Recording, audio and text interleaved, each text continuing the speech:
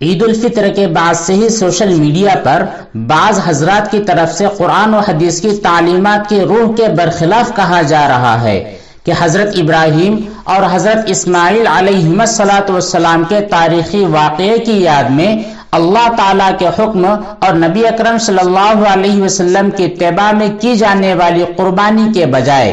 Corona وبائی مرض سے متاثر غرباء کو نقد رقم دے دی جائے،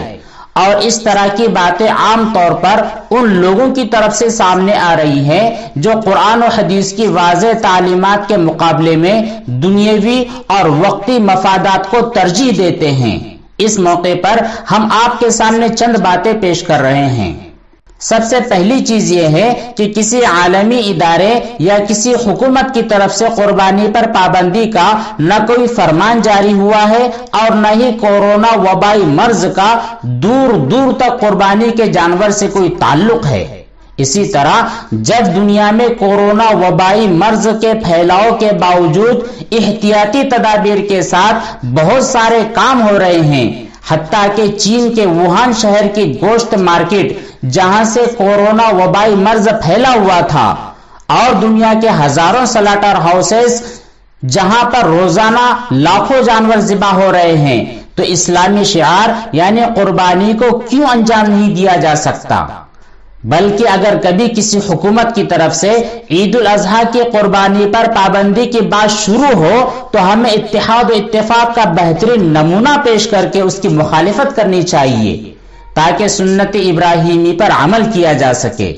ہاں، اگر کوئی شخص کسی وجہ سے پوری کوشش اور پوری فکر کے باوجود 3 دن تک قربانی نہ کر سکا اور نہ کسی دوسرے مقام پر کروا سکا تو پھر وہ قربانی کے دن گزرنے کے بعد قربانی کی رقم غریبوں کو دے سکتا ہے۔ دوسری چیز یہ ہے کہ اللہ تعالیٰ نے قرآن کریم میں قربانی کرنے کا حکم دیا ہے، اور حکم عمومی طور پر اجور کے لیے ہوتا ہے۔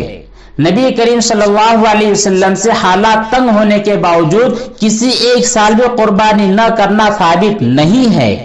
قربانی کی استطاعت کے باوجود قربانی نہ کرنے والوں کو نبی کریم صلی اللہ علیہ وسلم نے فرمایا کہ وہ عیدگاہ کے قریب بھی نہ آئیں۔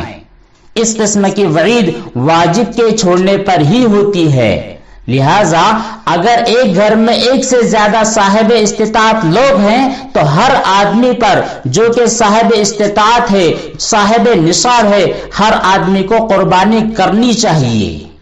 تیسری چیز یہ ہے کہ قرآن و حدیث کی تعلیمات کا تقاضا ہے کہ قربانی کے دنوں میں بڑھ چڑھ کر قربانی میں حصہ لیا جائے، کیونکہ تمام مکاتب فکر کے فقہاء و علماء کرام قرآن اور سنت کی روشنی میں قربانی کے اسلامی شعار ہونے اور ہر سال قربانی کا خاص اہتمام کرنے پر متفق ہیں،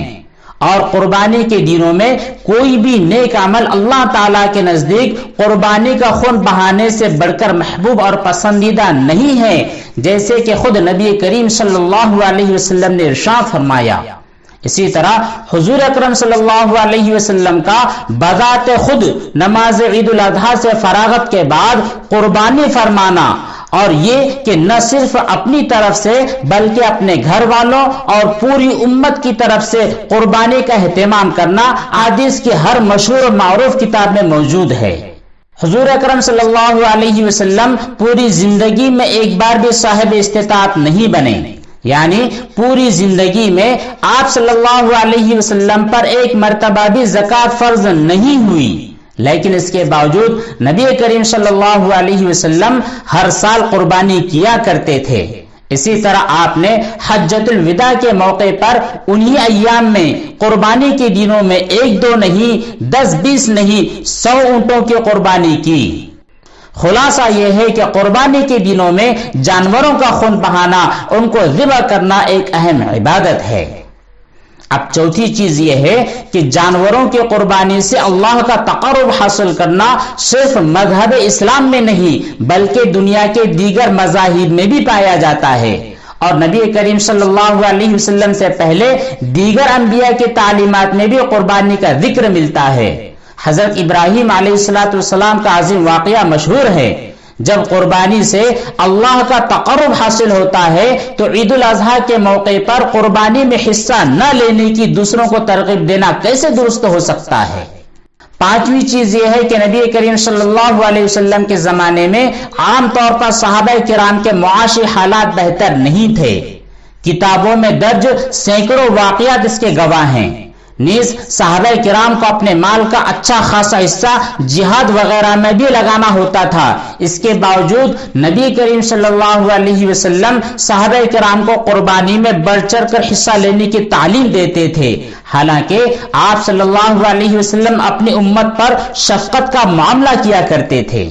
اب آخری بات یہ ہے کہ شریعت اسلامیہ میں غریبوں کی مدد کرنے کی بار بار تاکید کی گئی ہے، بلکہ مذہب اسلام نے جس نے یتیموں، بیواؤں، محتاجوں اور مسکینوں کا سب سے زیادہ خیال رکھا ہے،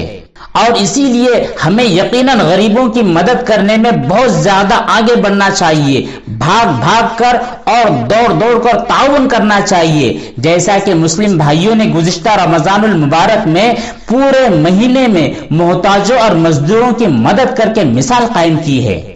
شریعت اسلامیہ کی تعلیمات کے مطابق جہاں مالدار لوگ اپنے مال کی مکمل زکوٰۃ ادا کریں، وہیں ہر مسلمان کو چاہیے کہ وہ اپنی حیثیت کے مطابق کمزور لوگوں کی مدد کرے، مگر قرآن و حدیث سے ثابت شدہ واضح حکم میں اپنی خواہش کی اتباع کے بجائے شریعت اسلامیہ کے حکم کو بجا لانا اور مکمل کرنا ہی ضروری ہے. یقیناً غریبوں کی مدد کی جائے، لیکن واجب قربانی چھوڑ کر قربانی پر خرچ ہونے والی رقم غریبوں میں تقسیم کرنا کسی شخص کی خواہش تو ہو سکتی ہے، مگر یہ بات قرآن و حدیث کی روح کے بالکل خلاف ہے.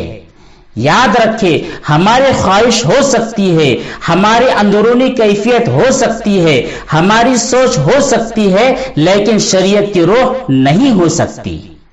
قربانی کا گوشت غریبوں میں تقسیم کرنے یا پکا کر کھلانے میں حکم الہی پر عمل کے ساتھ ساتھ غریبوں کی مدد نہیں تو اور کیا ہے؟ اگر کوئی شخص واجب قربانی ادا کرنے کے بعد موجودہ حالات میں نفلی قربانی زیادہ نہ کر کے غریبوں کی مدد کرے تو اس کی گنجائش ہو سکتی ہے، لیکن واجب قربانی چھوڑ کر غریبوں کی مدد کرنا ہرگز دینداری نہیں ہے.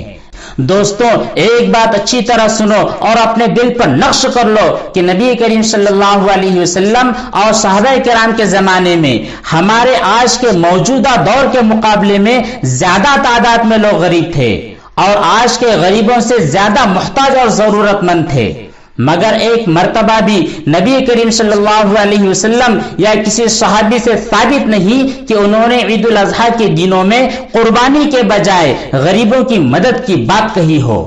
اس لیے عزیز دوستوں، بزرگوں اور پیارے بھائیوں، ہمیں چاہیے کہ اللہ تعالیٰ کے حکم اور نبی کی اتباع میں قربانی کے دنوں میں قربانی ہی کرے، اور 3 دن کے علاوہ پورے سال شادی وغیرہ کے اخراجات اور اپنے ذاتی مصارف میں کمی کر کے یتیموں، بیواؤں، محتاجوں، مسکینوں کی خوب مدد کرے. اللہ تبارک و تعالیٰ سے دعا ہے کہ ہمیں عمل صالح کی توفیق عطا فرمائے. جو چیزیں ہمیں سمجھائی گئی ہے، شریعت کی جو روح ہے، شریعت کی روح کو سمجھ کر ہمارے زندگی کو گزارنے کی توفیق عطا فرمائے. آمین. والسلام علیکم ورحمۃ اللہ وبرکاتہ.